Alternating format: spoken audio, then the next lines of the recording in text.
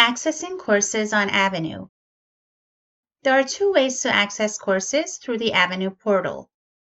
Accessing courses using the Classroom tab. On the Avenue banner, click on Classroom. The dashboard appears. Click on the name of your course in the Course Overview section to open it. Note that if you've opened the course recently, the course card will appear in the Recently Accessed Courses section as well. You can click on the course name here to open it. The class page opens. Click on the Avenue logo in the banner to return to the portal. Accessing courses using the My Home tab. On the Avenue banner, click on My Home. The My Courses page appears with cards for all the courses you are enrolled in. Click on the Go to Course button to open it. The class page opens.